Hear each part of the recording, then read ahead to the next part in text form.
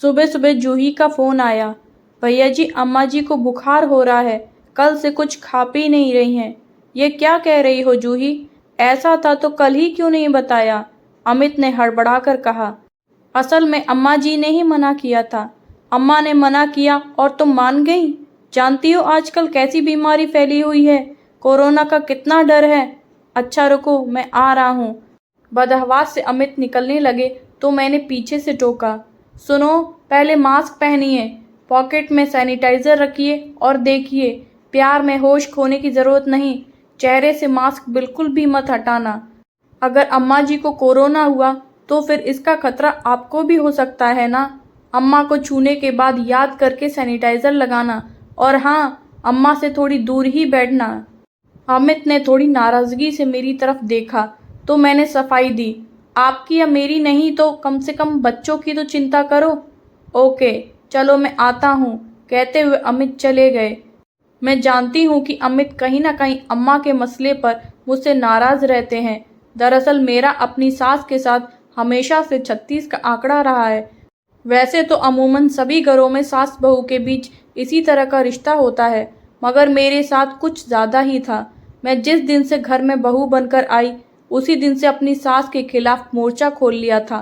सास ने मुझे सर पर पल्लू रखने को कहा, पर मैंने उनकी नहीं सुनी। सास ने मुझे नॉनवेज से दूर रहने को कहा, मगर मैंने यह बात भी स्वीकार नहीं की, क्योंकि मैं अपने घर में अंडा मछली खाती रही हूँ। सास पूजा पाठ में लिप्त रहती और मुझे ये सब अंधविश्वास लगता। सास ज़रूरत से ज़्यादा सफाई पसंद थी, जबकि मैं बेफिक्र सी रहने की आदी थी। मैं खुद को एक प्रगतिशील स्त्री मानती थी, जबकि सासू माँ एक रूढ़िवादी महिला थी। इन सब के ऊपर हमारे बीच विवाद की एक वजह अमित भी थे। हम दोनों ही अमित से बहुत प्यार करते थे और इसी उलझन में रहते थे कि अमित किसे अधिक प्यार करते हैं। मैं मानती हूँ कि माँ जी ने बचपन से अमित को पाला पोसा और प्यार दिया, इसलिए उनके प्यार पर पहला हक अम्मा का ही है। मगर कहीं ना कहीं मेरा यह मानना भी है कि शादी के बाद पति को अपनी माँ का पल्लू छोड़ देना चाहिए और उस स्त्री के प्रति अपना दायित्व निभाना चाहिए जो उसके लिए अपना घर परिवार छोड़कर आई है। मुझे सास की हर बात में टोका टाकी भी पसंद नहीं थी। हमारी शादी के 2 साल बाद मोनू हो गया और फिर गुड्डी।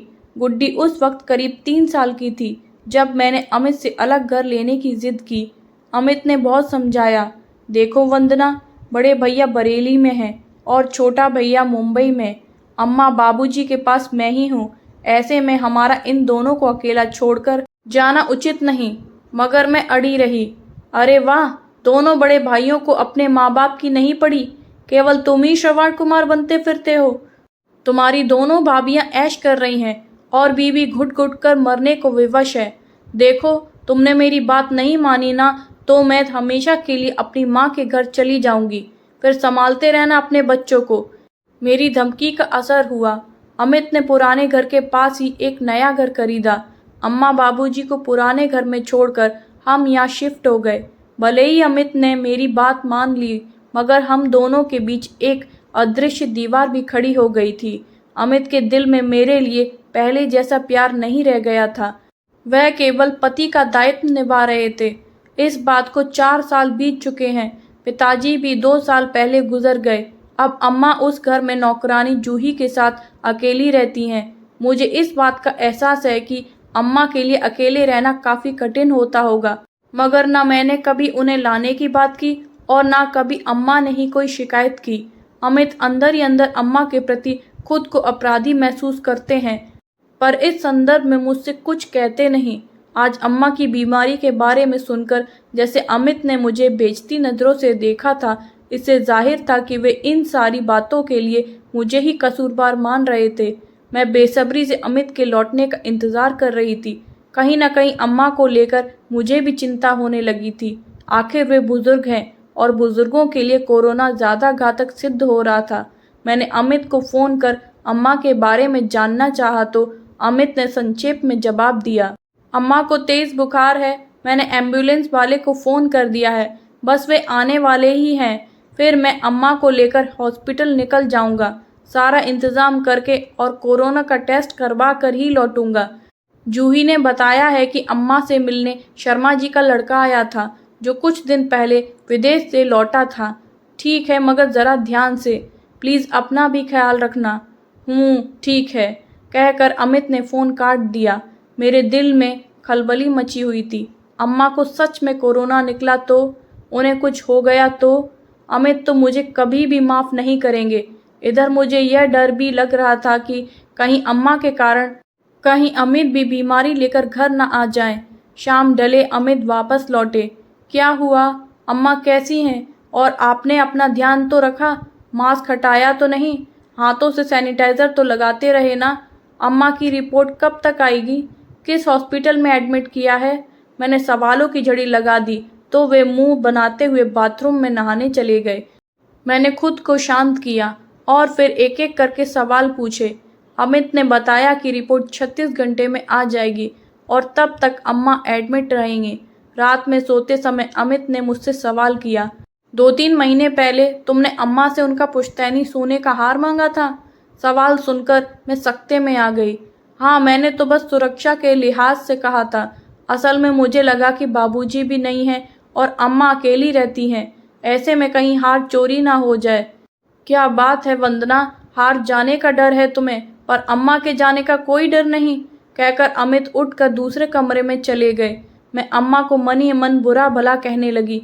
कैसी है अम्मा भी? बीमारी में भी मेरे खिलाफ अपने बेटे के कान भरने से बाज नहीं आई। मैंने बुरा सा मुंह बनाया और लेट गई। तब तक अमित एक ज्वेलरी बॉक्स लेकर अंदर आए।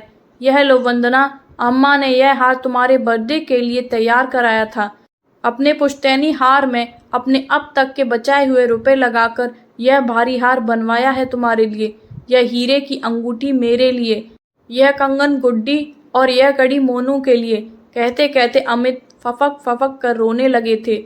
मेरी आंखों में भी आंसू छलक आए। तोहफे में हार देकर अम्मा ने मुझे हरा दिया था।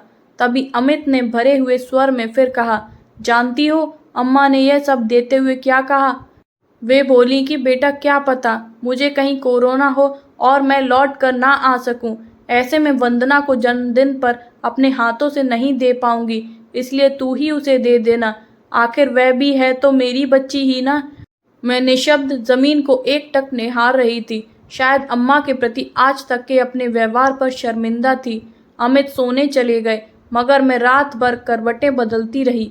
मेरी आंखों से लगातार आंसू बह रहे थे। मैं सोचती रही, अम्मा मेरा इतना ख्याल रखती हैं और मैं ही हमेशा उनके बारे में गलत सोचती रही हूँ। यह बात मुझे अंदर से बेधे जा रही थी। किसी तरह 36 घंटे बीते। अमित ने फ़ोन करके बताया कि अम्मा को कोरोना नहीं है, सिंपल बुखार है जो अब लगभग ठीक हो चुका है। मेरी आंखों से खुशी के आंसू बह निकले। मैंने अमित से कहा, सुनो, अम्मा जैसे ही हॉस्पिटल से डिस्चार्ज हों तो उन्हें हमारे घर लेकर आना। उन्हें देखभाल की ज़रूरत है और फिर कोरोना फैल रहा है, वे खुद अपनी सुरक्षा का ख्याल नहीं कर पाएंगी। मैं उनका ख्याल रखना चाहती हूँ हमेशा।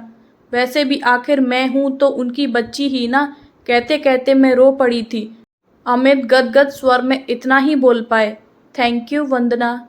फ्रेंड्स, आपको ये स्टोरी पसंद आई हो तो वीडियो को like, comment, share and subscribe ज़रूर करें। Thank you.